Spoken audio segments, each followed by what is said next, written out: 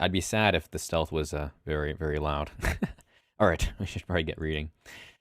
So, Colonial Warship Caliburn in orbit over Vedria Prime. So, yeah, last episode, we dueled with a rival of the other faction.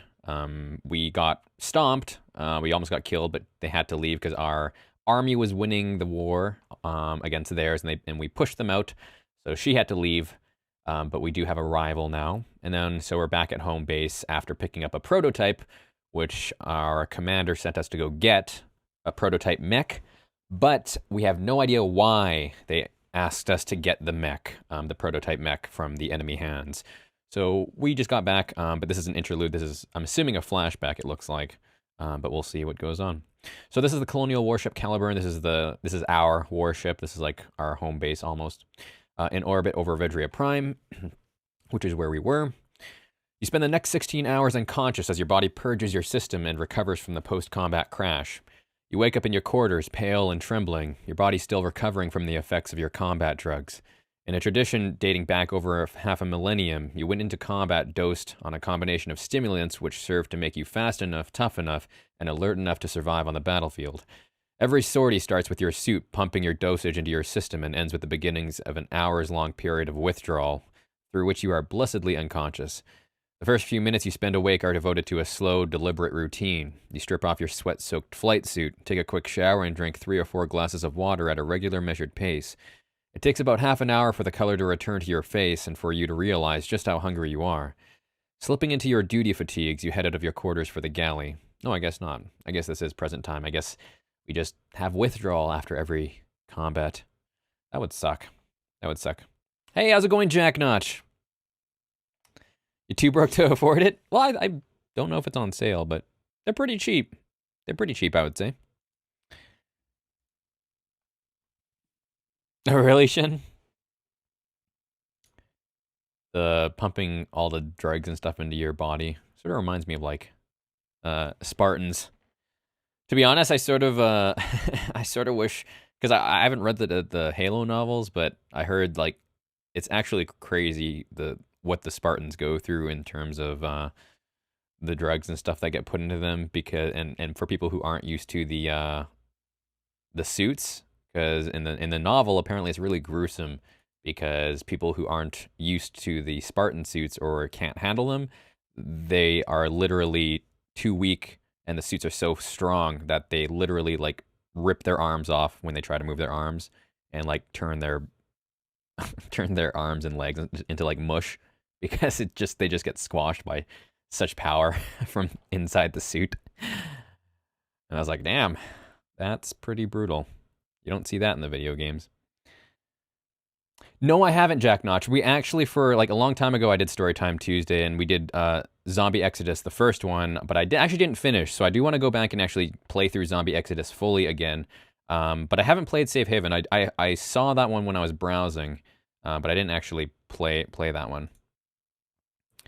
It seems that during the past few hours, the story of your encounter with Blue Mask, which, for those of you who don't know, that's our rival that we found in space, has spread throughout the ship.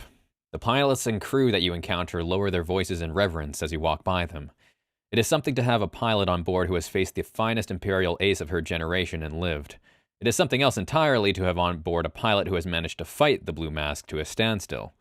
24 hours ago, you were simply another ace on a ship full of talented and distinguished pilots.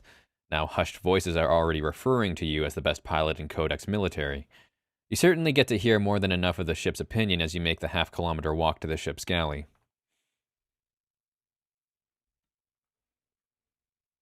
Oh, awesome, Jack Notch. Hey, sweet. Well, it's always a pleasure to have other choose-your-own-adventure enthusiasts in this channel.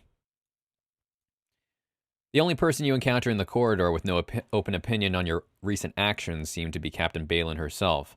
With her are a pair of Marines and a slim, petite young woman in what appears to be the short jacket and pleated skirt of some kind of private school uniform.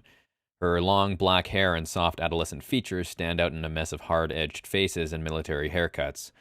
Every few moments, the small group stops, and the captain speaks a few words. It soon becomes clear that she's giving the kid the same introductory tour you got when you were first assigned to the Caliburn, which could only mean, Lieutenant Commander? You snap to attention the instant you realize that the captain's talking to you now. Yes, ma'am? This is Acting Einstein Inari Watanabe, a volunteer from Planetside. She'll be coordinating your unit from the Caliburn.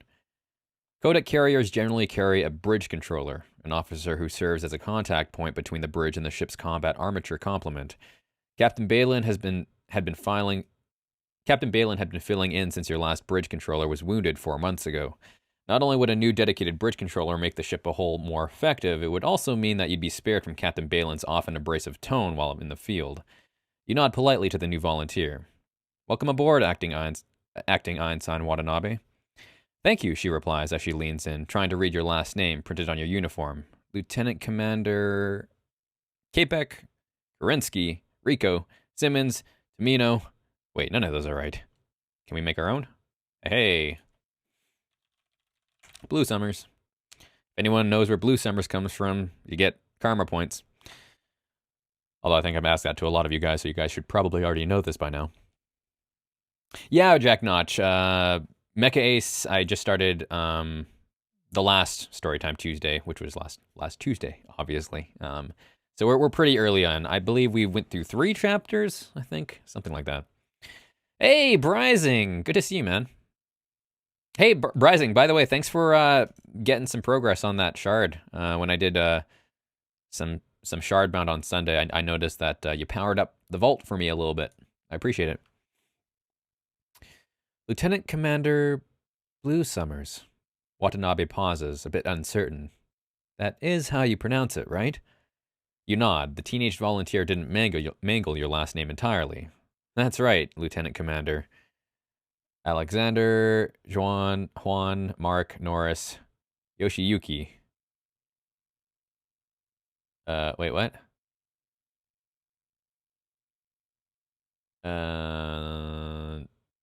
Am I supposed to repeat it again? I guess it's a confirmation almost. Oh, first name. Well, that's easy. No, I haven't, Jack Notch. I haven't read the lore of the Mecha Ace. To be honest, I was just browsing Choose Your Own Adventure games to use for Storytime Tuesday, and I was like, well, this is a different setting than what I normally do. So I decided to do it. It's pretty cool so far, though. I like it. I like the idea of being a badass mech pilot. Hey, awesome, Brising. Hopefully you're enjoying Shardbound, man. Sweet, Jack Notch.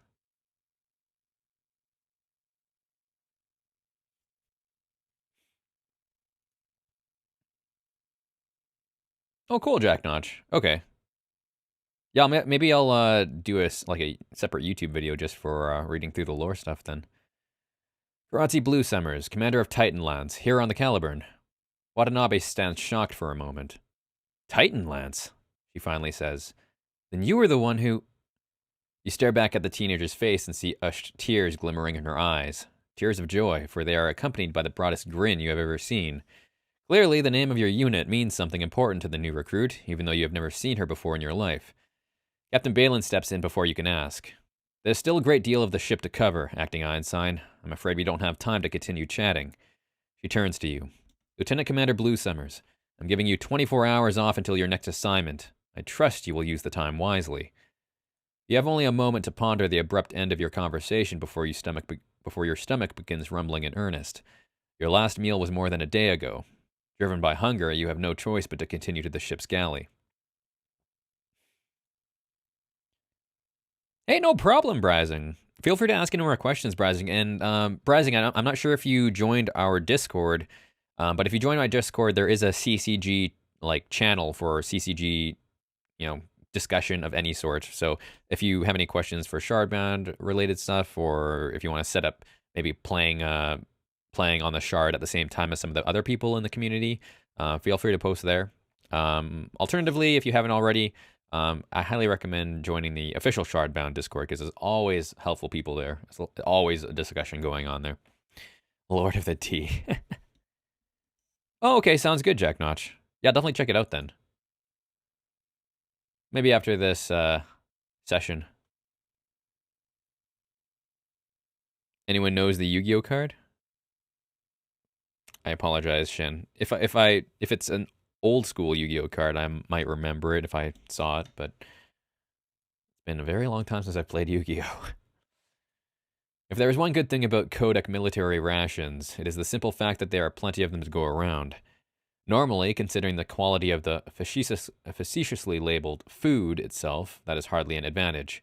At the moment, with your body desperately craving the calories it needs to recover from an hours-long spell in a combat armature cockpit, it is the only thing that matters. You are shoveling the last remnants of your fourth tray of what the identification tab swears is beef stew and rice when you hear a chirping in your ear. Someone is trying to call you. The comm line opens and a calm, gravely male voice speaks into your ear. Good morning, Lieutenant Commander. I trust you slept well.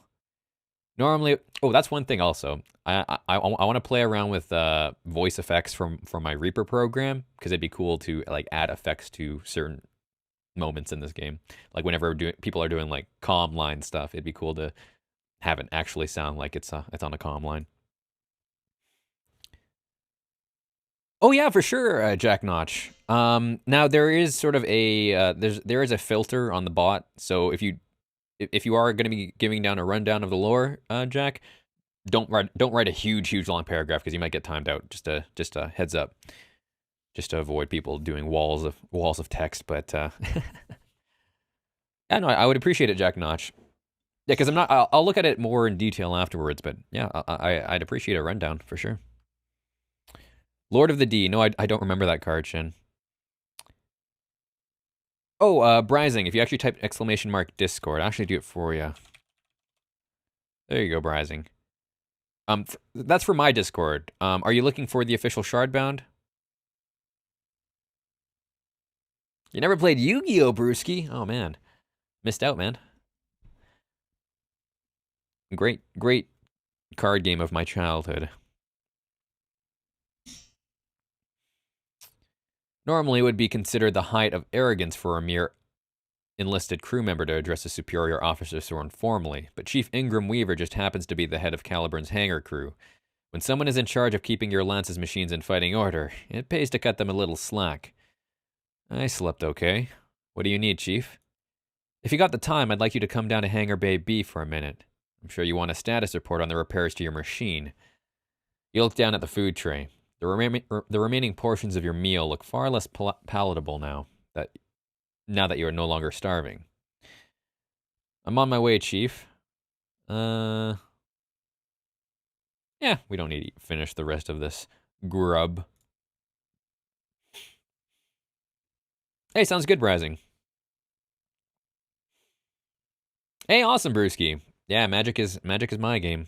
Well, I mean, used to be my game. I still have a bunch of physical cards, but I do want to get back into Magic at some point. Now that Mondays are actually my night off, I might go to my local esports bar because they do Magic Mondays. Now that Mondays are stream night off. All right, Lieutenant Commander, I'll be waiting for you. You take a few moments to dump the food substitute still in your tray into the recycling unit before heading out to the hangar bay. A wall of noise assaults you as you walk through the heavy blast doors into Hangar Bay B. The air around you is filled with the stink of ozone and raw metal. You can barely hear yourself think over the persistent roar of high-energy metal cutters. The sources of all the commotion are plain to see. Laid up against the wall of the carnivorous hangar bay stands the inactive machines of your Lance, each in various stages of disassembly and maintenance. Disassembled weapons, thrusters, and armor assemblies clutter the ground around Titan Lance's combat armatures, and deck crews in orange, high-visibility coveralls scurry from machine to machine as they continue the process of making your unit's machines fit for battle once more. Out of the chaos walks a tall, dark-skinned, solidly built man with a pair of safety goggles clutched in one hand and a data tablet on the other. His cornrows tied back in a severe ponytail, the man pauses by one of his work crews to converse with him for a moment in his deep voice before continuing on his way over to you. Morning, Lieutenant Commander. It is still morning, right? You take a quick look at your watch. It is for the next hour or so. Chief Weaver shakes his head. Sorry about that. I lose track of the time when I'm at work up here. And you pilots sure have given us a lot of work to do. We've been fixing up your machines non-stop since the battle ended. The chief takes a quick look at his tablet, possibly to remind himself exactly why he called you down here. After all, you can hardly be at the top of his mind. Anyways, we've managed to fix most of the structural damage, and we're fabbing replacement armor panels now. I've got another team working on giving your weapon systems an overhaul. They should be done in another 6 hours or so. All in all, I'd say that we should be able to get back to your... All in all, I'd say that we should be able to get your Uxbridge repaired and rearmed in another 12 to 14 hours tops. That sounds like an absurd amount of time for some minor repairs and standard maintenance. Couldn't you just order a replacement Uxbridge from another ship? Hey, let's compliment him. I'm sure he does hard work. Good work, Chief. I'll mention to the captain how hard you've all been working.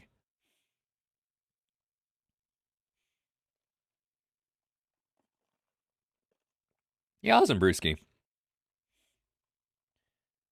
After the 21st century, the first antimatter engine was invented. Mars was colonized, and humanity was steadily expanding. In the 23rd century, a new way to produce cheap antimatter power was discovered, and colonization sped up rapidly.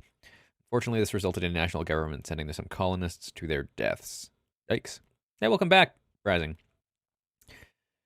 As a result, the wealthiest and most influential people created a colonial authority to regulate colonization. Oh, right. I mean, they did sort of introduce that kind of stuff at the start of the story, Jack, but I don't think they went super in-depth. Not a two-seater car. Is the link not working, Rising?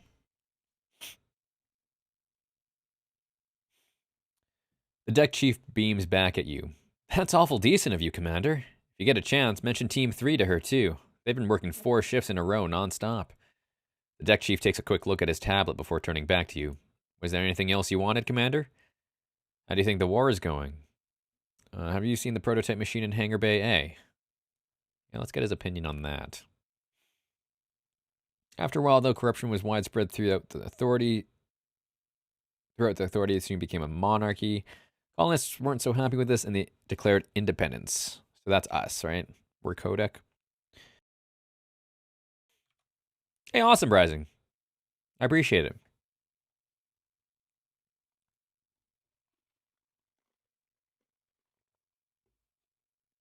Yeah, the Discord is probably one of the best ways to just keep updated on the stream, because I'll always post in the Discord as well ahead of time on if I'm about to go live or if any changes happen in terms of scheduling.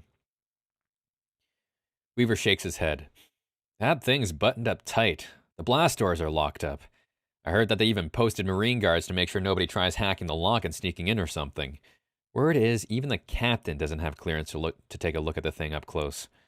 The chief takes another look around his hangar bay. Besides, I've been in here since they brought it in, remember? Weaver takes a quick look at something on his tablet and nods in satisfaction before looking up. Anything else, Commander? How do you think the war is going?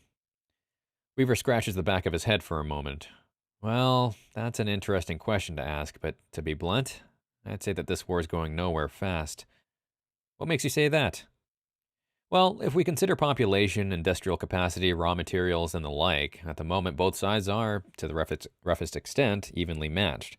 However, if the Empire should take Vedria, then we fall back on fleet-based Crown and the wormhole to New Lisbon. There's no way in a million years the Imperials could get past that, not as heavily as we've defended it. On the other hand, if we secure Vedria and move into Imperial space, we're a jump away from Sol itself, and the Imperials will pull out all the stops to keep us from going further. The chief inclines his head to you. So you see, we're at a stalemate.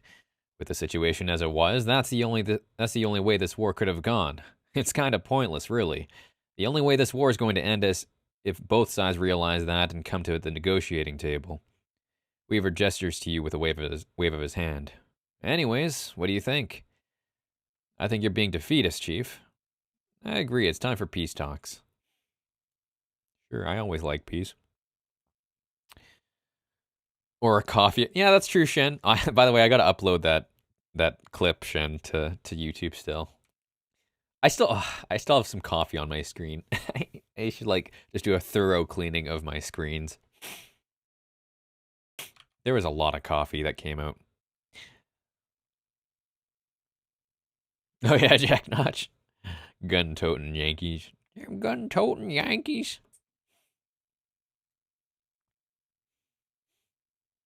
Do a Death Star. That'd be pretty cool. Hey, I appreciate it, Brising. Yeah, I'm actually in the process of doing a Shardbound video. So I'll be doing Shardbound videos and Eternal videos again for your YouTube stuff. That's true, Brising. Just need that weak spot for me to snipe. Yes, it's coffee, Shen. I'm definitely sure it's coffee. Weaver gives you a light nod and a slight grin. I'm glad we're of the same mind then. Was there anything else, Commander? Oh, that's all, Chief. Weaver nods. All right, I should get back to work too. I'll see you later, Lieutenant Commander Blue Summers. You glance at your watch. You have time for two more things. Take a look at the prototype mecha in Hangar Bay A. Go to the wardroom and check up on Asadi. Screw Asadi. That guy's a dickhole. Also, I don't think he likes me. Try to find Watanabe and get some answers. Let's do that, actually. This Watanabe seems interesting, and seems interested in us.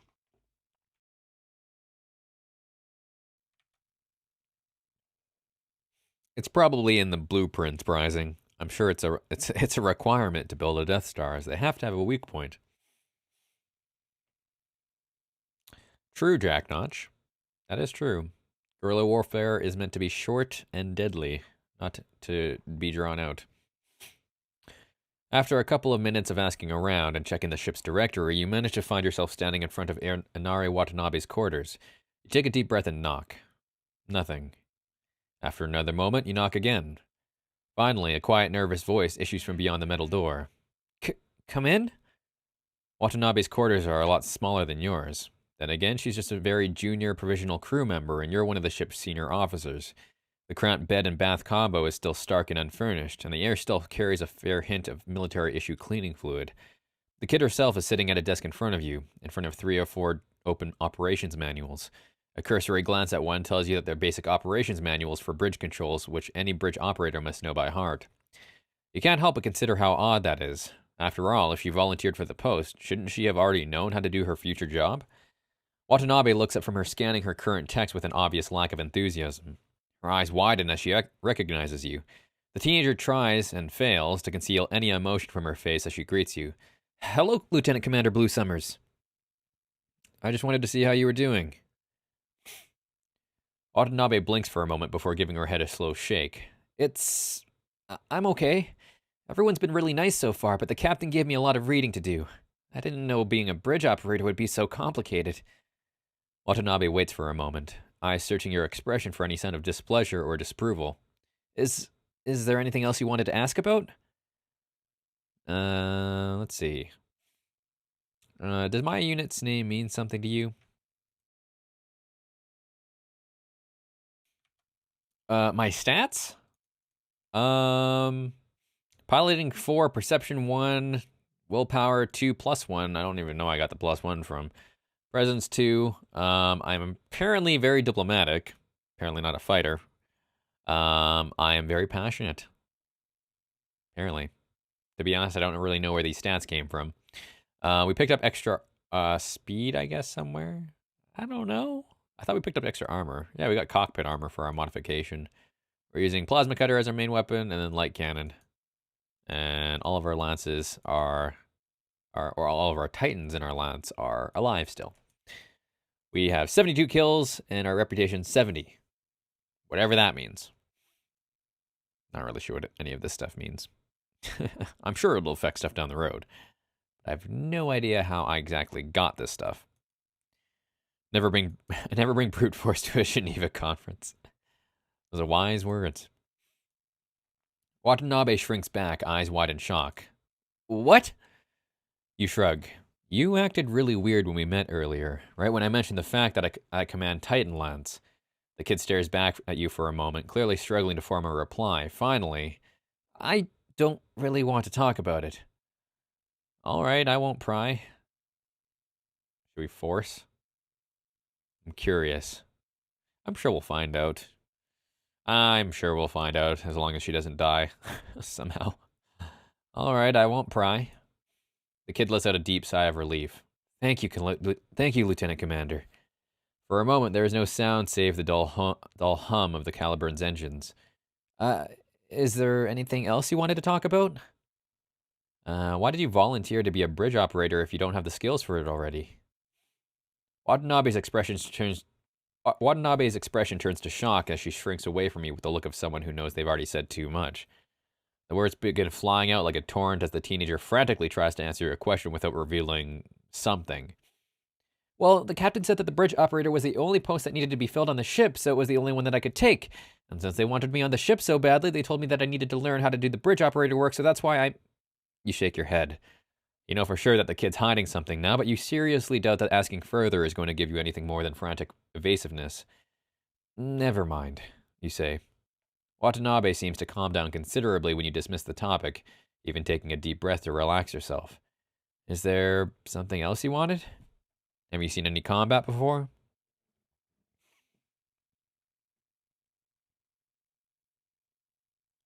Is it a spoiler, Jack Notch? Because we haven't fully gotten through Zombie Exodus, which we will revisit down the road. Because we didn't finish it, actually. Watanabe begins to shake her head. No. Then she pauses and thinks for a moment. Yes, I used to live, in New Rodrigo City.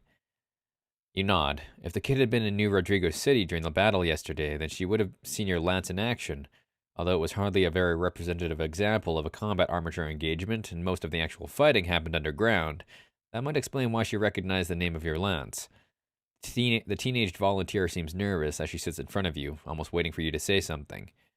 I've taken up enough of your time. I should go. The kid nods faintly. Okay, then. You nod and turn to leave before a quiet voice stops you. You wait for a moment. Whatever the kid's about to say, she's trying really hard to get out. If you want to come back and talk some other time, that's fine. You nod, and as you make your way out, you hear a loud sigh of relief behind you. You take a look at your watch. It's getting late. You have time for one last thing.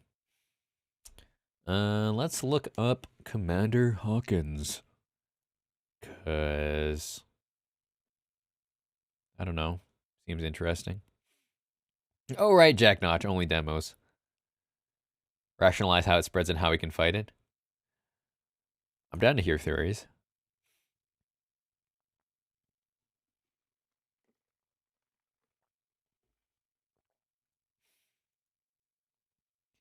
You head back to your quarters to try to see if you can't find more information on Commandant Hawkins. After all, there might be some chance that you may find a scrap of information that might stand you in good stead should you encounter the vaunted Imperial Ace again. With FTL communications as expensive and resources intensive as they are, there is no interstellar information network which you might use to find out what you need. However, you do have access to the Caliburne's own databases, and because of the ship's current orbit, access to Vedria's planetary networks as well. Your first hour or two of searching proved fruitless. All you find are a few cursory news articles, some useless conjecture, and a handful of terrified eyewitness accounts from those few codec pilots who, like yourself, have managed to survive an encounter with a blue mask. However, some persistent digging gets you something promising, a psychological profile put together by Kodak Military Intelligence.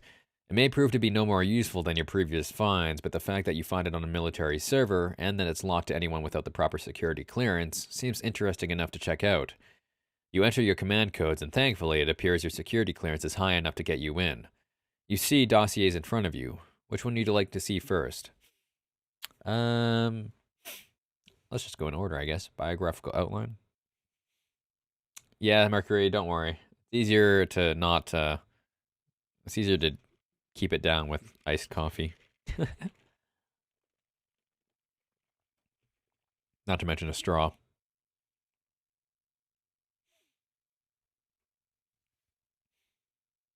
Rabies and necrosis. I don't know, that makes sense, Jack Notch. I'm trying to remember, it's been a long time since we've read Zombie Exodus, so I'm trying to remember exactly how they were. Biographical outline. Camille Victoria Hawkins, Commandant Imperial Strikecraft Command. Born July 14th, 391 ISE. Whatever that means. Place of birth. Turin Station, Family Estate, High Martian Orbit. C. Hawkins was born to a prominent family within the Imperial Court with a long history of military service. As a member of the Empire's core world aristocracy, Hawkins would have been expected to prepare for military service from a very young age. There is some possibility that Hawkins' high affinity for piloting was detected and appreciated in early childhood. Certainly, her family would have possessed the resources to have been able to indulge any martial ambitions their child may have harbored. Thus, it is unsurprising that Hawkins was able to excel during the years of her military education, graduating second in her class of over 1,600 from Mars's Olympus Military Institute with the recommendations from her instructors that the young officer be assigned immediately to Strike Craft Command. I wonder who got first in her class. As a result, it should be noted that Commandant Hawkins' career should not be dismissed as a fluke, but considered the culmination of the Imperial military system. Ultimately, Hawkins herself is the epitome of the ideal Imperial soldier aristocrat. And scary.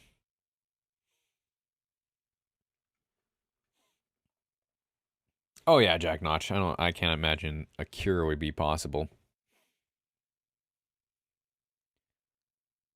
Maybe airborne? Who knows? Maybe they could develop something airborne. Mental evaluation. Let's see how crazy this chick is. Pre-war reports from those who have had personal contact with Commandant Hawkins indicate that she is a relatively introverted individual who, nonetheless, is capable of showing a great deal of social adroitness in the appropriate circumstances. While Hawkins was rarely known to speak in public, observers noted that she proved highly eloquent when pressed for comments. This seems to support the theory that Commandant Hawkins possesses a high emotional intelligence but a lack of willingness to interact with those she perceives as inferior. A few more recent reports by Kodak combat armature pilots have reported incidents where Hawkins has maintained an open comm line with them and proceeded to engage them in conversation during combat. Like me. Hey, no worries, Jack Notch. Thanks for the awesome information, dude. Hopefully we'll see you around. Have a great rest of your night, sir. While eyewitness accounts during wartime are often suspect, and this data is contradicted by reports from other survivors of Hawkins' attacks, it should be noted that every single eyewitness testifying that Hawkins contacted them during combat was a combat armature pilot of double ace, which is 10 or more confirmed combat kills, status, and had this status displayed, as was customary, in plain view on the body of their machine. In addition, the eyewitnesses in question often attest that Hawkins was directly prioritizing them or other high-scoring ace pilots. At this point, we cannot offer any concrete explanations as to this phenomenon, except perhaps as a stratagem to distract the most skilled Kodak pilot on the battlefield, or convince them to defect to the Imperial side. Combat evaluation. There is no doubt that Commandant Hawkins is a highly effective enemy asset. We estimate her current tally to be, as of the January 10th, 419, to be 412 combat armatures, 16 orbital stations, and 5 warships destroyed, possibly making her the highest scoring ace in human history. Jesus, and we only have like 72. Combat reports from eyewitnesses seem to indicate that Commandant Hawkins is a highly aggressive pilot with a combat style centered around high-speed passes and attacks at melee range. Our most recent observations have revealed that she is most often seen piloting a distinctive blue and white M403 Valier with observed high-speed performance capabilities beyond that of the mass production model. As the Imperial military is known to supply customized equipment to high-profile officers, this Valier Custom was likely custom-built to complement Hawkins' fighting style. Hawkins seems to be extremely eager to engage in combat, especially small-scale battle against a solitary skilled opponent. Those which the Imperial pilot has contacted, see section mental evaluation, have confirmed that Hawkins has an obsession with the nobility of single combat and attempts to engage in one-on-one duels whenever possible. Other accounts have indicated that Hawkins is not adverse to engaging in battle against a numerically superior opponent. So, regardless, she does seem to have an aversion to attacking retreating or disarmed enemies. Our relatively large number of sources is only thanks to the fact that Hawkins refuses to finish off the disabled machines of her opponents. In addition, Hawkins is rarely seen operating in any sort of larger unit. The Valier Custom is usually seen acting independently, even when deployed as part of a group. This is likely the only reason why she has not been assigned to Lance, or even Fleet Command. Conclusion and recommendations.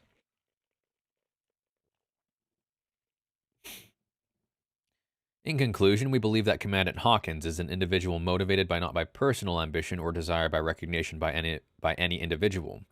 It is the consensus of this board of analysts that Hawkins seems motivated solely by the emotional high and physical or intellectual challenge of high-stakes combat, the so-called thrill of battle.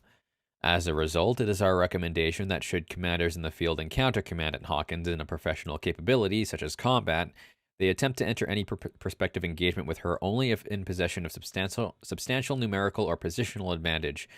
Should Hawkins be encountered in the company of an escort group, it is recommended that she be drawn away from her escorts into a position where Allied forces are able to draw upon as many advantages as possible, as we consider it unlikely that Hawkins will withdraw even from unfavorable circumstances unless directly ordered to. Ultimately, should any combatant in the field be required to face Commandant Hawkins under battlefield conditions, it is highly recommended that they take every opportunity to secure an advantage to mitigate Hawkins' own considerable piloting skill and aggressiveness.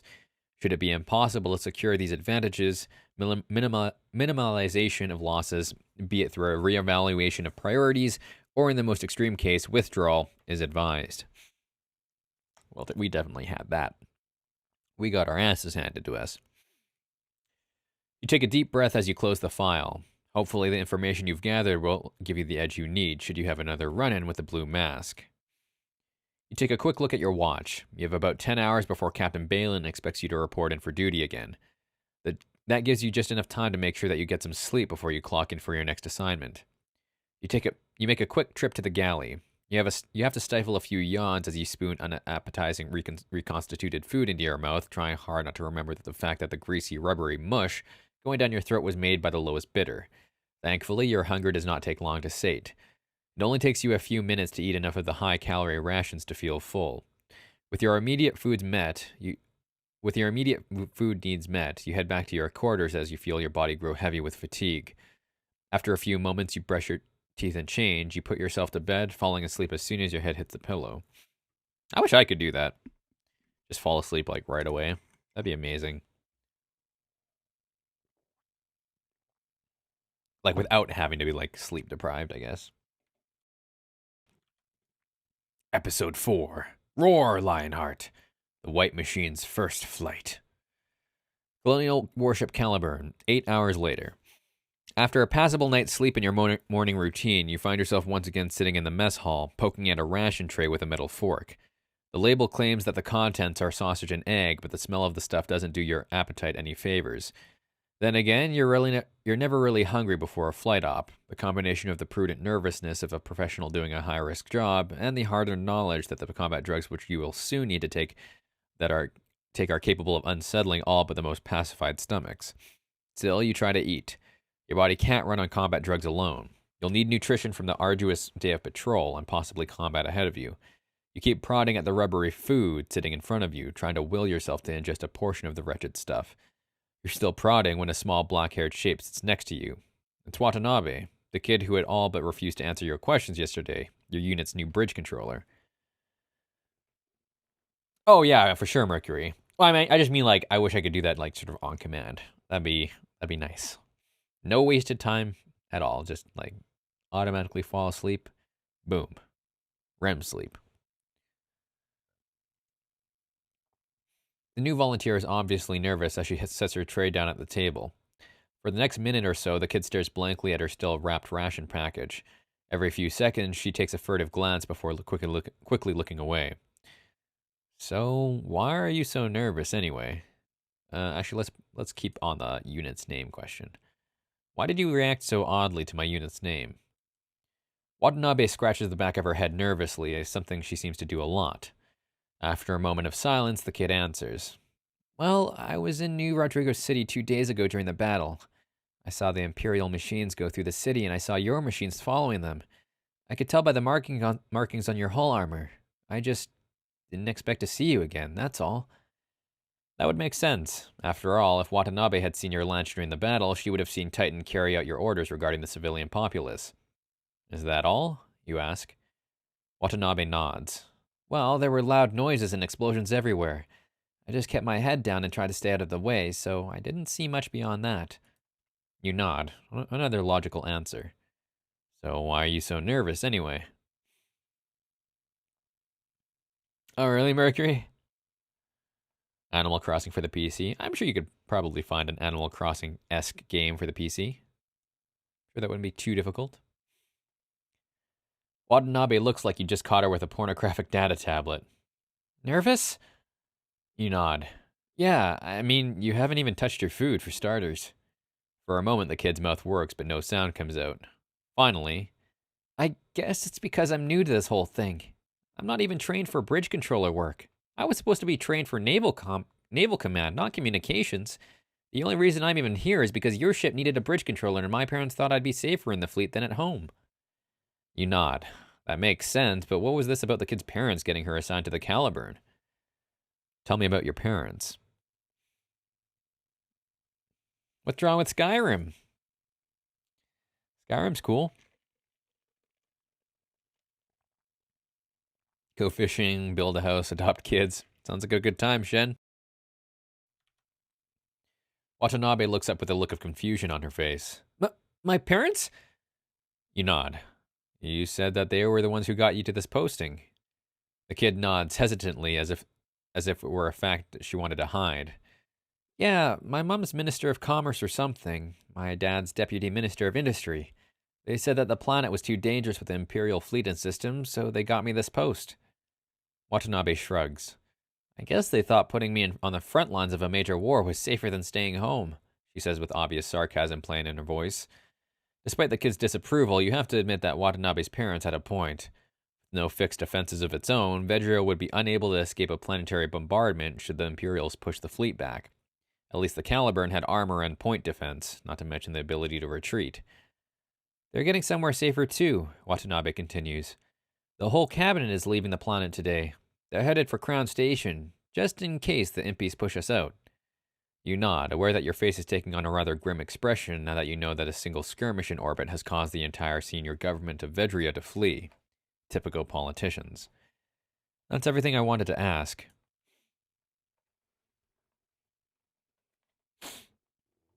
Watanabe nods. Okay. You take a quick look at your watch, then lean over and motion at her still unopened ration pack. Now hurry up and eat. Captain Balin wants us in the briefing room in 20 minutes. The kid nods. You turn back to your still unappetizing breakfast and eat as much of it as you can. Neither of you says another word. The briefing room is surprisingly crowded when you step in, with a small boxy classroom-sized chamber.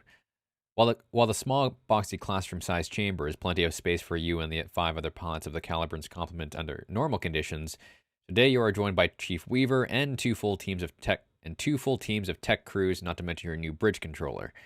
You make your way through the crowd of coverall-wearing deck crew to the double row of unupholstered leather seats reserved for pilots and bridge crew. Asadi is waiting for you as you sit down. Morning, boss. Your wingman offhandedly hands you a cup of coffee before turning his attention to something else. You barely take your first sip before Captain Balin strides in from the side entrance, immaculate in her uniform as always. A thin black swagger stick is stuck under her arm, a souvenir of her 15 years of service in the Imperial fleet before she defected to Kodak at the beginning of the rebellion. Whoa. She used to be an impy. Hey, what's up, Rage? How's it going, dude? This is Choose Your Own Adventure. Yeah, these are choose your own adventure games. There's a lot of them on Steam. This one's called Mecha Ace. You can't tell by the big title at the top. As she takes position at the podium, she makes eye contact with everyone in the room, ensuring that she has each person's attention. After a moment, she nods with tacit approval, apparently satisfied. Close the doors. Your heartbeat speeds up at the captain's words. A closed-door briefing means that your next assignment is something with only the people within the room are authorized to know about. That only could mean your next assignment is going to be something crucial. The door slams shut and the captain continues. Needless to say, everything you are about to hear is classified. Not a word of it leaves this room. Understood? Everyone in the room knows the importance of secrecy, but Captain Balin still waits for the chorus of acknowledgement. She touches a button on the side of the podium and the front of the room lights up with the sterile blue glow of a holographic display of Vedria and its surroundings. Good. Let's begin. Half an hour ago, the Imperial force that attacked us the day before yesterday withdrew beyond the outer limit of our passive sensors. While this confirms that the enemy has no intention of launching an immediate second attack, it also means that we shall soon have no idea where the enemy is, nor what the enemy's intentions are. The captain manipulates the console on the podium before extending the point of her swagger stick and using it to outline a flight path out of the Caliburn's system on the display. Titan lads will fly a reconnaissance mission to ascertain the intentions of the enemy force. Your objective is to locate the enemy force, gather as much intelligence as possible regarding the strength and condition of the remaining assets at their disposal, and, if possible, form a conclusion as to their next likely course of action. You take another sip of your coffee. What the captain says next almost makes you spit it out again. Einstein Asadi will take command of this sortie. Oh shit. Asadi is taking my position. Wait, what? It seems that your wingman's just as surprised as you are. Oh, okay, well at least it's not like he was in on it. The captain glares at both of you. You heard me. Lieutenant Commander Blue Summers has been requested for a different assignment. Asadi raises his hand. Captain, are you sure this is a good idea? I've never had an independent command before. Then this will be your first, Captain Balin replies. I require Lieutenant Commander Blue Summers to remain here, but you and the rest of your pilots are dismissed. Uh-oh, this can't be good. I know, right, Mercury? But, you know, it didn't go the full way. My character didn't spit it out. I actually spit out my coffee. Captain? You do not have the clearance to know what is to be said next, Einstein. The captain replies, her voice slowly icing over. You are dismissed. Your wingman stands up shakily. Being suddenly placed in a position of command is sure to rattle someone's nerves, even if that someone is as confident as Asadi. Do you have anything to say to him before he leaves? Congratulations on your first command. Can't tell if that's sarcasm. Good hunting out there. Bag some impies for me. Don't fuck this up, Asadi. Yeah, well, congratulate. Actually, this seems like more his congratulations. Good hunting out there. Bag some impies for me. Asadi shoots back a cocky, toothy grin. It looks like your words have steadied his nerves a little. Beg him yourself. You've got something like 36 kills on me. Hell, without you on the field, I might even be able to catch up to your kill count. The room stays almost silent as Asadi and the rest of your Lance's pilots walk out the exit. It is only when the doors close again that the captain continues the briefing. Now, as for why you're here, Lieutenant Commander. Yeah, I go above and beyond, that's for sure, Mercury. I would agree with that. The captain presses a few buttons on the podium console and the holographic display dims into blackness. After our engagement with the Imperial fleet 2 days ago, I sent a request to Fleet Command for information regarding the prototype machine that you recovered, the one currently sitting behind closed blast doors in a Marine Guard detail in Hangar Bay A. Captain Balin inputs another set of commands. 6 hours ago, we received a reply. The display at the front of the room lights up again. This time, it displays a full-color, intricately detailed rotating model of the prototype combat armature which you had recovered in your last battle. For the past 3 years, WDI had been working on a combat armature capable of defeating the best the Imperial fleet had to offer. The result was this, the XCA-118 Lionheart. It comes equipped with an experimental power plant, a new type of composite armor plating, an optimized thruster power outlay, a top-of-the-line operating system, and next-generation particle rifle. Make no mistake, ladies and gentlemen, if this design proves a success, its deployment, even in small numbers, could win us this war. A hush falls over the room. The thought of finally having a weapon capable of turning the tide of the war is certainly a heady one. Captain Balin gives you and the others a moment for you to pick up your jaws from the floor and continues. Of course, that is if the prototype does not prove wanting. The records command sent us seem to indicate that the prototype in our possession is effectively complete. The only thing which remained was to test it and determine if it is ready for limited mass production. WDI will be sending a team in system to retrieve the machine, but they have given me the authority to field test the prototype machine. The captain turns to you, a sly grin on her hard-edged face. I told them that I would put my best pilot on the job. Oh snap. Gotta test out the new toy. 15 minutes later, you're carefully clambering into the cockpit as the smart fabric of your pilot suit expands and contracts around your shock gel underpadding. You do a last-minute check to make sure your suit is airtight and all the appropriate modules and dispensers are attached properly before lowering yourself into the Lionheart's cockpit seat. Cockpit seat. Oh man. You feel your suit settle around you as your weight sinks into the thin, soft padding of the seat. Chief Weaver's head pokes in through the open cockpit hatch. You comfortable in there, Lieutenant Commander? The chair's padding isn't quite as worn in as your Uxbridge's, but it's soft enough and doesn't seem to pinch in the wrong places. You give the deck chief a thumbs up. It'll do, Chief. Weaver nods. All right, strap yourself in. We're sealing the cockpit. You nod. 5 years of muscle memory and countless past launches send your hands up as they begin reaching for the safety belts to the sides of your chair. Thankfully, whoever laid out your cockpit put the straps exactly where they would be on your Uxbridge.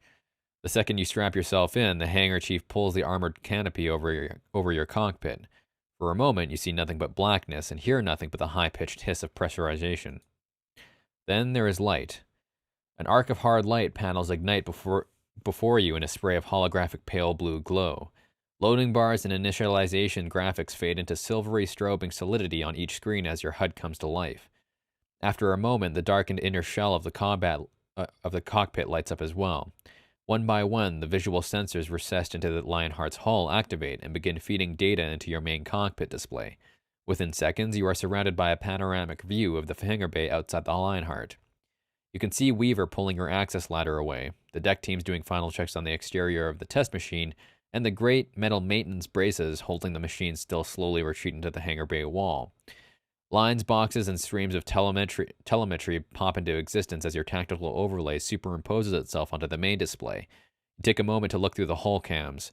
The resolution is sharp, far sharper than the display on your Uxbridge, and you savor the experience of being able to see through your machine with perfect vision. One of the smaller hollow screens by the side chirps for attention. It's your comms display. You answer the call to see Chief Weaver's face pop up on the side screen, flanked by a handful of curious deck crew. All right, Lieutenant Commander. Everything load up all right? Everything looks fine up here, Chief. Weaver smiles. Ready to see what this baby can do? I'm looking forward to this just as much as you are. Just following my orders. I'm excited. The deck chief chuckles softly. I'm glad to hear that, sir. The deck chief pulls up a data tablet and spares it a quick glance before turning back to you. All right, I got the documentation in front of me. You figure out where everything is yet? You look around the cockpit, but the futuristic aesthetics of the Lionheart's display panels is throwing you off. For a few moments, you look for the familiar shapes of the controls, but getting nowhere, you throw your hands up in exasperation. I give up, Chief. I can't find anything in here. Weaver glances at the data tablet again before looking back up. That's odd. The layout should be similar to older combat armature control schemes. Might you try taking a second look? You search again. This time you find the arm control throttle assemblies within seconds. Oh, you say as the rest of your limbs slot into the corresponding controls easily. I got it, Chief. Weaver checks the data tablet again before nodding. All right, let's do Phase 1 pre-flight check. You nod back. With the field test begun in earnest, the deck chief is all business. With your hands and feet locked into the controls of a 70 metric ton walking weapon and surrounded by both fragile equipment and fragile deck crew, any lapse in focus might lead to dire consequences. The deck chief sets the tablet down. The pre-flight checks you're about to start are no different from the ones you run before every combat sortie. You've done it 1,000 times. Weaver's done it even more. Both of you could easily rattle off each step by heart. In fact, that's exactly what you do. All right, Weaver begins. Diagnostic systems? You make sure each display is loaded and ready. Check. Emergency systems? You ensure that the ejection seats, emergency power, and distress beacons are all reading green. Check. APCS? You activate the automatic posture control system and feel your control assembly stiffen slightly as it comes online. Check. Fuel? You scan your fuel display and make sure that all of the power linkages show green. Check. Weaver grins. There's only one part of the Phase 1 check left. Primary power plant activate. You gently press a large red button on one of the displays in front of you. The low breathing whisper of a matter-antimatter reactor fills your cockpit as the XCA-118 Lionheart comes to life. The cockpit rumbles with power, like a giant lung taking a first shuddering breath. You can feel the power of the machine permeate the air around you. Your body tingles with energy as the Lionheart's metal and ceramic body activates piece by piece. You take a quick glance at the main status display. Everything looks good. Phase 1, check. The deck chief gives you a thumbs up and a broad grin. Nothing wrong on this end either. Let's get started on Phase 2. Phase 2 of a pre-flight check generally requires you to test the synthetic muscles which control joint articulation. You reach out with one of the Lionheart's arms. Whoa! You exclaim as you feel your machine's arms swing out with surprising speed.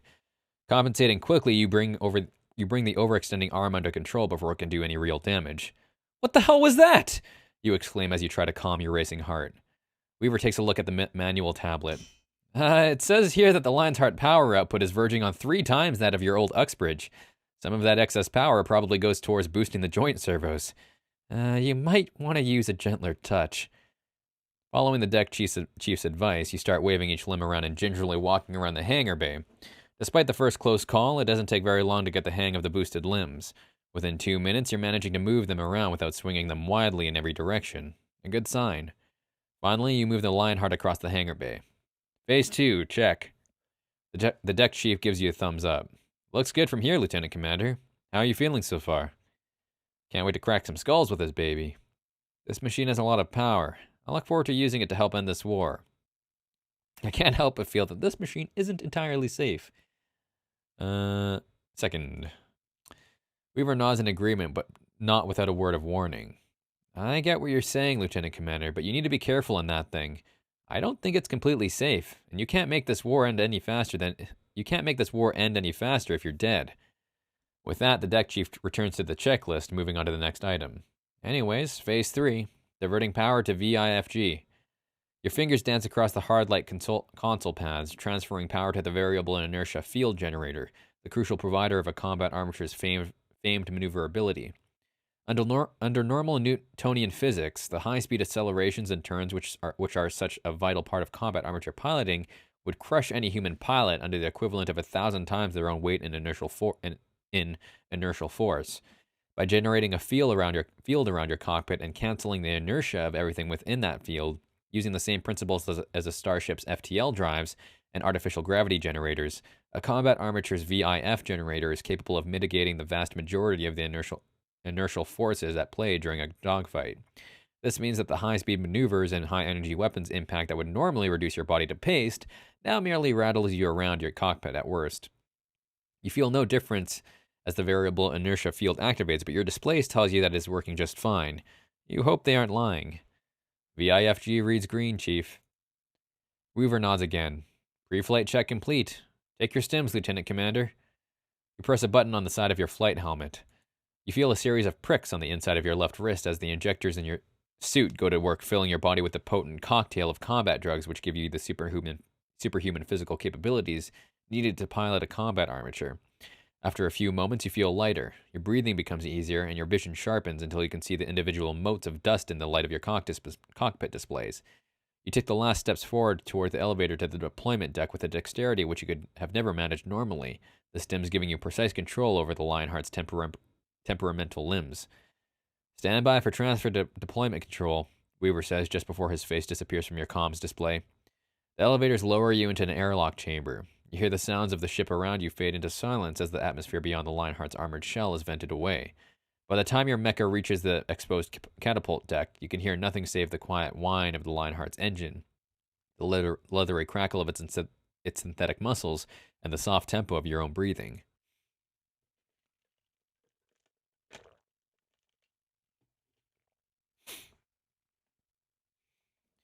A moment later, as you are lowered into position before one of the Calibran's 2 catapults, you see Inari Watanabe's face appear on your comms display.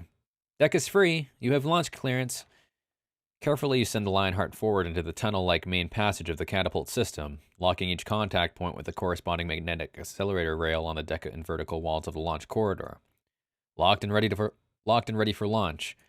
Watanabe hesitates for a moment, looking off to the side quickly before turning back. Lock confirmed. You have control. An instant later, another hard light screen pops up. Catapult control. You take a second to brace yourself for the abrupt gut punch of a sudden acceleration. Even with the variable inertia field at full power, a catapult launch is bound to hurl your stomach into your spine. Nobody knows where it comes from, but ever since they were first fielded, combat armature pilots have had a tradition of using a unique, something halfway between a battle cry and a personal motto, shouted before they launch. They range from the business-like to the grandiose, but every pilot has one. So naturally, as you punch the launch button, you declare yours.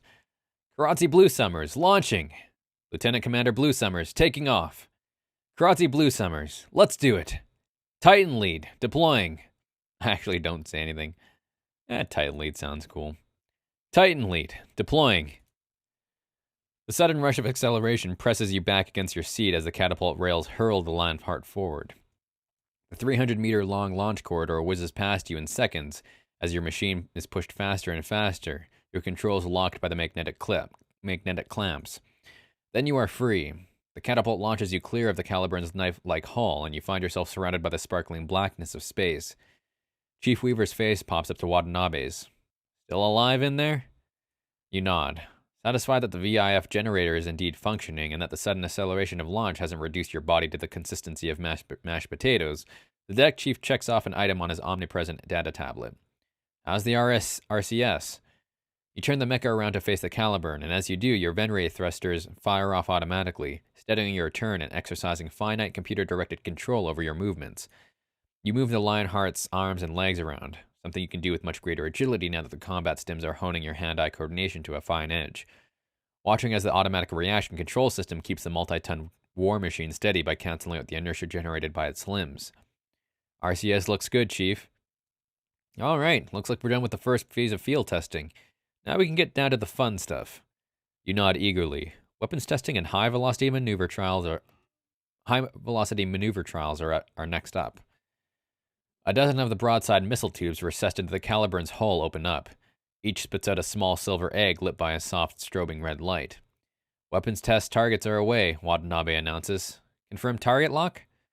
You take a look at your tactical display and notice a tiny bit of a problem. I've got nothing on the scope. The screen's blank. Weaver interjects himself into the conversation. What do you mean blank? Has your tactical display malfunctioned? You shake your head. The screen's up, and everything seems to be configured properly, but neither the caliber nor the targets are showing up for it. You look up at the screen again to see if you can find out what's wrong, but draw a blank. The Lionheart could still be missing an IFF data package, Weaver says over the comm line. The hardware's complete, but that doesn't mean all the software has been loaded in. That makes a lot of sense. Without the necessary identification, friend or foe software to interpret sensor contacts, your tactical display has no information to work with. Watanabe turns around to interstation to say something to the captain. She turns back a moment later. The captain says to continue with the tests. I think you're just going to have to confirm the targets visually. Weaver shakes his head. I don't like this, Lieutenant Commander. Me either. This is a recipe for disaster. I don't like this either, but we have our orders. What's the matter, Chief? Scared? I'm gonna go with the Chief on this one. I feel like he knows his stuff. Me neither. This is the recipe for disaster. Weaver nods in agreement. I'm glad I'm not the only one with some sense here. You see Watanabe about to say something, but before the teenager can say a word, she is brusquely shoved out of the frame. Captain Balin's face glares back at you from the bridge control's comm window. Lieutenant Commander Blue Summers, Chief Warver, your protests have been noted. Continue with the trials. That is a direct order. Both you and the deck chief nod in acquiescence. Arguing with your ship's commanding officer is roughly equivalent to arguing with a god. Before neither of you can say anything else, Watanabe cuts in nervously. What's the next step? Weaver nods, any lingering protests submerge under a front of professionalism. Next up is the weapons test. As soon as the words weapons test comes up, the kid seems to lean forward in her chair. Weapons test? The deck chief nods. Yeah, you heard right. But don't get any ideas, kid. This here trial is to measure the capabilities of the hardware. It's best to be slow and meticulous for this sort of thing. I hope the both of you keep that in mind. You nod. Which weapon do I start with? Weaver shrugs. Yeah, it's your call, Lieutenant Commander. Which weapon do you want to start with? Let's go with the melee. Let's go with something familiar, you announce.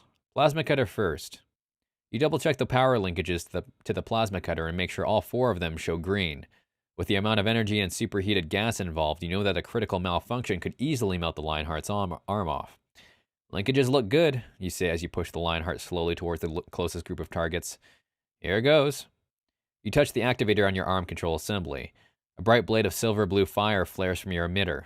As soon as the first target comes within range, you swing. The superheated stream of plasma slices through the egg-like target drone effortlessly, leaving 2 metal halves behind, each still glowing bright orange from the heat of your blade.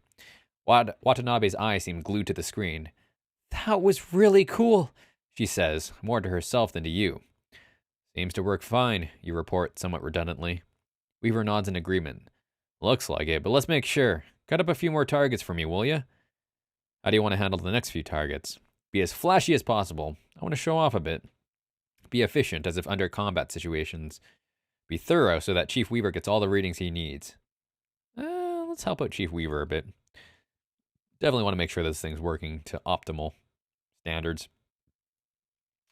You take your time, carefully lining up each target. When you strike each target, you do so with the slow, methodical movements of a martial artist at a public demonstration. Breathe out, bring the Lionheart's arm up, breathe in, strike, breathe out. Your blade dissects each target perfectly each time. Indeed, it would have been quite the embarrassment if it hadn't, considering the amount of preparation you put into each strike. By the time you finish off your third target, you can tell that Watanabe is both bored and disappointed. The kid probably expected a flashier exhibition from you, but was instead treated to a careful, slow method that any half-trained pilot could replicate. Chief Weaver stops you when you finish your fourth target. All right, looks good. Thanks for taking your time. It gave me a few seconds to get some extra notes. Let's move on to the particle rifle. Weaver nods but doesn't refrain from the last word of warning. Just remember, Lieutenant Commander, this weapon isn't like the gun on the Manningham or the Grenzer. It may take the same kind of heat sinks as the older weapons, but you don't need to cycle a bolt or anything. Just squeeze the squeeze the trigger to fire. The weapon ejects the old heat sink and chamber another one automatically. You can understand how this could serve as an advantage in combat. Without the need to cycle a bolt to fire again, a Lionheart pilot could fire as quickly as they could pull the trigger. All right, I got it. The deck chief nods. Then you are clear to fire, Lieutenant Commander. You raise the rifle and point it towards the nearest target a few thousand meters away. After taking a second to aim, you squeeze the trigger. A streak of blue light explodes from the muzzle of your rifle and punches right through the egg-shaped object dead center. Hit by the stream of a charged particles moving at 2/3 the speed of light, the target drone disintegrates into a cloud of superheated gas and shattered metal. Watanabe's eyes are fixed on the broken remnants of your target. That was awesome, she says under her breath. This thing packs a lot more punch than my autocannon. I could get used to this. Well, blast a few more targets, Weaver responds. I want to make sure the reloading system works properly, too. How do you want to proceed? I want to show off a little, show the kid what I can do.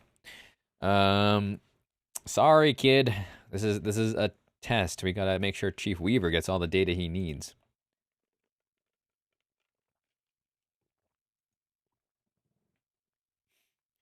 You move the Lionheart forward slowly on approach to the next target.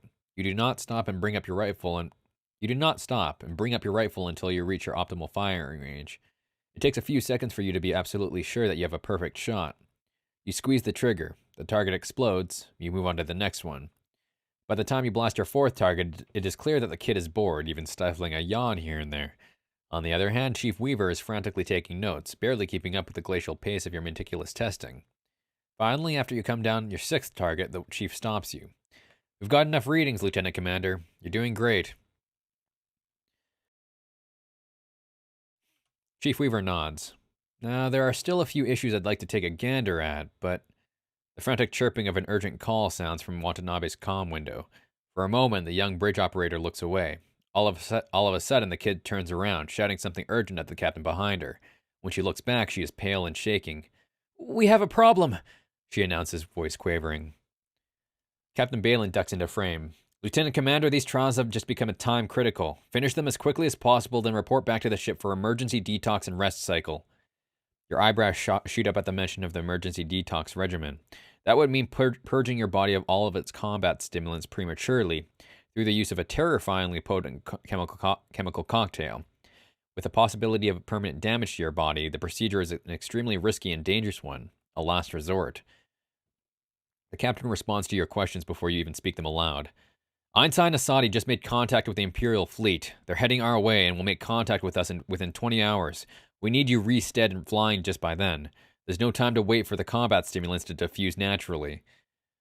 Thoughts fly through your head. Einstein Asadi and the 4 other pilots of your lance are facing who knows how many enemy ships and combat armatures by themselves. Ultimately, only one thought remains. I hope Asadi proves himself to be an able commander. I hope Asadi doesn't do anything reckless and gets my pilots killed. I hope Asadi has the good sense to run. I wish I was leading my lance, not Asadi. I hope Asadi proves himself to be an able commander. You know from both theory and experience that despite potential shown in training and stimulations, some promising officers crack when placed under the pressure of an actual command under field conditions, overcome by the stress of actually having human lives weigh in on their decisions. Then again, other officers, even ones who thought were to be hopeless cases, have been known to truly come into their own and display their previously hidden talents only when placed in command, where they might operate relatively free of oversight. You hope for his sake, and for your lance's sake, that Asadi proves the latter. Unfortunately for you, Asadi and your lance are 3 million kilometers away. You must focus on the present and the tasks before you, namely the remaining exercises required to test the Lionheart's capabilities. Chief, what's next? Weaver looks down at his data tablet for a moment. Looks like there's only the high-velocity maneuver trial left. You nod in acknowledgement. While weapons and armor are certainly important parts of a combat armature's effectiveness in battle, the ability to make sharp turns and stop quickly at high velocities is also an extremely important factor. An agile mecha could outturn a better protected opponent in an attack from undefended direction, or evade the fire of a better armed enemy. Ready to see how well it can move? Weaver asks with a look of anticipation. You can understand Weaver's excitement. With a reactor output 3 times that of an Uxbridge, you bet the Lionheart could turn, brake, and accelerate with the best that both Kodak and the Imperial military have to offer, even with its heavy armor. You nod. Ready, Chief. Weaver nods back. Watanabe, still looking a bit distracted, pushes a few buttons on her console. 3 more of the Caliburne's missile tubes open up. This time, bright red emergency flares come out from each tube. Each flare streaks out for a few seconds before bringing themselves to a stop. Together, they form a triangle around the Caliburne, 50 kilometers long on each side. Flares are on station, Lieutenant Commander, the deck chief announces. I need you to get to each flare as fast as you can, pass within 50 meters of each flare, and come back to this position. Got it? Sounds good, Chief.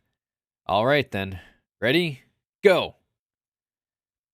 Your body is flung back into your chair as you push the throttles forward as far as they can go. The Lionheart's vibrating frame transmits a full-throated roar of its engines into your cockpit as the machine surges forward at blinding speed, taking you with it. The blinding red point of the first sensor beacon edges closer with increasing speed until it becomes a streak towards you like a bullet.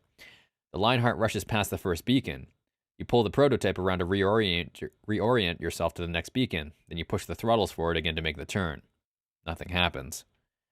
Ruh-roh. Instead, you and your machine continue on your original course. Your RCS has turned you around, but your momentum is still sending you on your original trajectory. Lieutenant Commander! Weaver's face looks panicked. What the hell is going on out there? Neither my braking thrusters nor my primary thrusters are responding to my control, Chief. You respond, your voice and your thoughts surprisingly calm. Do you have any idea what might be causing this? The deck chief shakes his head, looking a hell of a lot more worried than he was a second ago. Are your thrusters malfunctioning? You keep a tight lid on the pounding of your heart as you take a look. Everything comes up green in your cockpit display. I'm not reading any malfunctions. The thruster should be working fine. The deck chief scratches the back of his head, his brow furrowed in frustration. Then it's probably an interface problem. The flight computer isn't reading your controls properly. Chief? Watanabe asks. If the problem is that the controls aren't being read, does that mean the autopilot systems can still fire the thrusters? Weaver nods. It might, but the autopilot needs a signature to lock onto, and we don't have one. The IFF package is missing, remember? Can it be entered manually? I have the Caliburne's IFF code here somewhere. You bring up the tactical display, trying to keep calm as your machine continues to hurtle further and further away from your home carrier. If you could enter the Caliburne's IFF code into the Lionheart's computer, then it can lock onto your carrier if you activate the automatic recovery system. It's certainly worth a shot.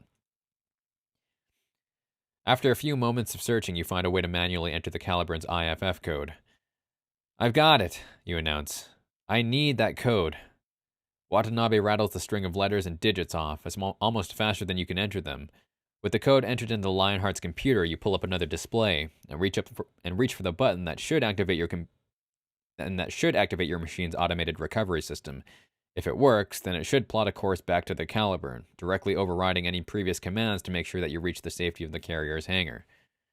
Hey, thank you so much for the host, Loco. Really appreciate it. Hopefully the chapter doesn't end too soon, because we're coming up on an hour and a half, so we're about to end here. It seems like. If it doesn't, well, best not to dwell on that. You press the button. Automated piloting system online. Immediately, you feel the line hearts begin to decelerate and turn around in a wide arc, orienting itself toward the Caliburn's location. You breathe a sigh of relief. The kid falls back exhausted into her chair. Even Chief Weaver takes a deep breath. Unfortunately, today isn't over yet. Lieutenant Commander? You sit back up at Watanabe's worried tone. We've got a problem.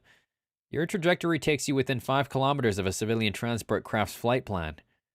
You take a look at your tactical display, but you don't see anything in front of you. I don't see anything on scope. Your IFF package is missing, remember, Lieutenant Commander? Weaver's voice responds, voice frustrated. Confirm the civilian craft visually. Sheepishly, you take a look at your main display. Sure enough, you see the telltale flare of a spacecraft engine up ahead, crossing your path. I have visual confirmation. Can we wave it off? Watanabe turns to the side, frantically pressing keys on her console. A moment later, she turns back, expression panicked. I can't get them to answer. What do I do? Calm down. I'm not the one in trouble. It's you. Or I'm the one in trouble, not you. It's all right. You did your best. The kid takes a few deep breaths. Thanks for that. I'll be okay. Don't worry about me. You look up to see the gray shape of the civilian craft boom larger and larger in your main display. Your cockpit fills with a harsh beeping of the proximity alarm. Your mouth goes dry and muscles curl in on themselves when you realize what this means. You're on a collision course with a ship full of civilians. With time running out, you don't really have any options. Your first possible solution would be to simply reboot the Lionheart's flight computer. That would kill the auto recovery system, but it would also leave you drifting at the same relative velocity and still on a collision course with the civilian craft.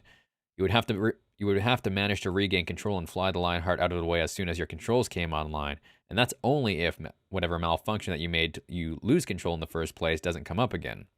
Your second option would be to try to enter the civilian vessel's IFF code into the tactical computer. If you're fast enough and sharp-eyed enough to avoid any typos, the auto recovery system should trigger its collision avoidance subroutines and maneuver around the oncoming ship. Another option open to you would be to override the automatic recovery system.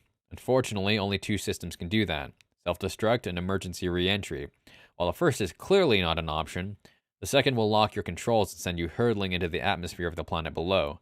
Unless the Lionheart has already been equipped with a blade of re-entry gel dispensers, your machine will have to weather the stress and heat of re-entry without the heat shielding, a risky procedure at best. What will you do? We can probably avoid typos.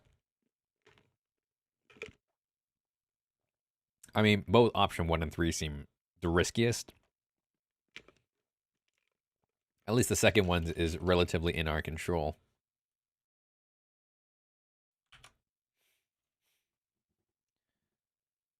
Caliburn, you shout.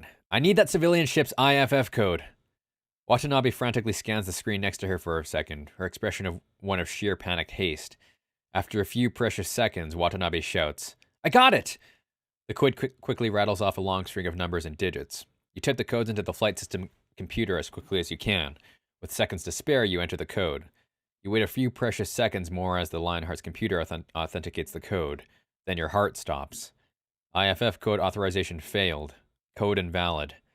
Perhaps you had mistyped a letter or a number. Nonetheless, there is no time to try again. The civilian ship is no more than a few seconds away. That single crucial error has doomed hundreds of lives. The Lionheart plunges forward into the thin-skinned hull of the civilian vessel. Whoops. We killed some people. Uh-oh. Not good. Not good. I mean, to be honest, it was the safest choice out of the 3, I think. Maybe not so much for the civilians.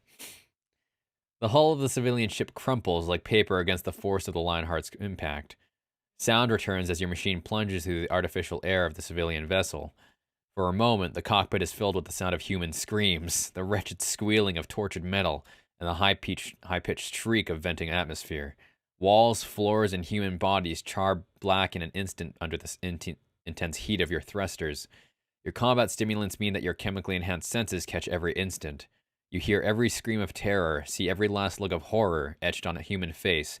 Every image of flesh and clothing and metal being immolated by your fiery passage is now part of your memory. A second later, it is gone. Silence returns, and the only sign of what you just witnessed is the harsh light behind you as the passenger ship, its structure critically compromised, implodes in a dying fireball. Jesus! Well, I feel a little bad. I think I'm going to have PTSD.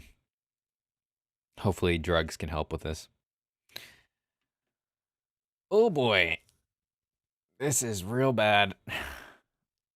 The automatic retrieval system flies into the Lionheart towards the automatic retrieval system flies the Lionheart towards the Caliburn and deposits you in the prototype machine onto the carrier's recovery deck without any further incident. You take advantage of the intervening minutes to take deep breaths until your heart is no longer pounding in your chest. Chief Weaver and his deck crews are waiting for you as the recovery elevator lowers you into the hangar bay and you warily walk the Lionheart into the maintenance berth. As soon as the heavy clamps secure the machine, you begin the shutdown routine. One by one, the cockpit displays go dark until finally the machine powers down and the scalloped plates of the Lionheart's frontal armor slide open. The second you clamber down the access ladder and take off your suit helmet, you find the deck chief looking at the prototype. The Lionheart's armor is almost entirely black with burn marks where the superheated gases of your thrusters ignited the oxygen of the civilian vessel as you pass through it. Deep gouges mar the blackened frontal armor where the parts of the passenger ship hull had dug into your machine's plating. It wasn't your fault, Commander, Weaver says as he turns away and motions for you to follow. Follow me. We need to find that malfunction so that something like this never happens again. For the next half hour, he assails you with a long stream of questions, mostly technical. Together, the two of you use your memory, cockpit recordings, and the deck chief's vast engineering knowledge to reconstruct an outline of the Lionheart's malfunction during the high-velocity maneuver trials. After his questions, the deck chief takes a look at his accumulated notes on his data tablet. After a moment or so, the deck chief nods his head conclusively. Well, I think I found what went wrong. Then explain to me what happened. It's called a stack overflow error. It's been a problem that software engineers have been dealing with for centuries. Long story short, your flight computer determines which thrusters to trigger when you order any kind of maneuver, be it a turn, acceleration, or deceleration in a certain direction. You know why that is, of course? You shake your head. Not really. To his credit, Weaver doesn't seem too exasperated. That's just how the laws of physics work. If you make a turn, you won't actually change the direction you're flying in unless your thrusters cancel out your existing direction of movement. Otherwise, you'll just be facing one way and flying in another. You nod. I think I understand. Good. The problem is that the OS currently installed on the Lionheart was designed for a much slower system. When you pushed it past the maximum velocity it could account for, the software simply registered it an error and did nothing. That's why your controls stopped responding. Thankfully, the emergency systems had contingencies built in to handle higher velocities, or else you'd still be out there. You nod. Can you fix it? Weaver shakes his head. It's a problem with the Lionheart software, and we don't have the time or resources to reprogram a combat armature's flight computer from the ground up. The deck chief scratches his head for a second, thinking. What I could do is install physical limiters. It'd mean that the machine's speed would be drastically reduced. It might still cause the further problems down the line, but it will stop this particular malfunction from happening again. Before the deck chief can speak further, the door slides open. Captain Balin enters the room, data tablet in hand, barely wasting any time on a quick exchange of salutes. She walks up to Chief Weaver. Are you done with the briefing, Chief? Weaver shakes his head. Not yet, ma'am. The captain purses her lips in frustration. Well, you are now. She turns to you. Lieutenant Commander, I need an honest answer. Is the Lionheart ready for combat operations, and if it is, will you pilot it next time we enter battle? The deck chief steps in, brow furrowed in anger. Now hold on a minute. That machine killed who knows how many civilians today. Do we really need to send it into combat? The chief responds with a glare that could melt steel. Weaver takes a step back. I'm sorry, ma'am. Your senior officer turns back to you. We are going to need every advantage we can get, pilot. Your wingman sent us some of the pictures before he was forced to withdraw. They confirmed that the task force we defeated 2 days ago is returning and has been reinforced by the Imperial fleet. You nod. So, how many Imperial ships are we facing? The captain hands you her data tablet. On it is an image which makes your blood run cold. The image shows a massive formation of Imperial warships, 100 of them at least. The image is marked as only 5 minutes old. All of them. Dun, dun, dun. The implications don't even have time to get through your head before Captain Balin spells them out for you. If the Lionheart is capable of performance superior to your regular machine, then its abilities will be desperately needed in the battle to come. However, as the only person on board who has piloted the machine in question, I leave the decision to you. You have some doubts about the protective capabilities of the Lionheart's armor after the heavy damage that it sustained during your test run, though it's likely that the armor will stand up to a few more hits. You doubt that it is as strong as when it was undamaged. It's pretty obvious that the Lionheart is a far superior machine, performance-wise, than your old Uxbridge. However, today's test run has made it blatantly clear that the prototype machine might malfunction with catastrophic results in the middle of battle. Whether the high-speed and potent weapons of the experimental mecha are worth the risk is entirely up to you. Of course, if you allowed Chief Weaver to install limiters on the Lionheart's thrusters, you could pilot it and take advantage of its powerful weaponry without the risk of it suffering the same malfunction. On the other hand, the limiters would also decrease the machine's speed and maneuverability. Lastly, you could also decide to stick to your old Uxbridge. While it may not be as fast or well armed as the Lionheart, your Uxbridge isn't as unreliable, untested prototype either. Let's install the limiters. I definitely don't want to fly it without the limiters, but I do think the extra weapons will come in handy. Probably best to use it. Can be another test run. I'll launch in the Lionheart, ma'am, you reply. The captain nods. Chief Weaver shakes his head. Please tell me you're going to have the limiters installed. You nod. I don't want to find myself in an out-of-control machine during the middle of battle. The deck chief nods, expression relaxed. Glad to see you've got some sense left, sir. Captain Balin turns to Weaver. There is no time to waste. Einstein, Asadi, and the rest of Titanland should be returning within the hour. Prepare for their arrival. The deck chief quickly leaves. The captain turns to you. Report to the infirmary for emergency detox, then get some rest, for we are soon going to be very busy. And that is where we'll end.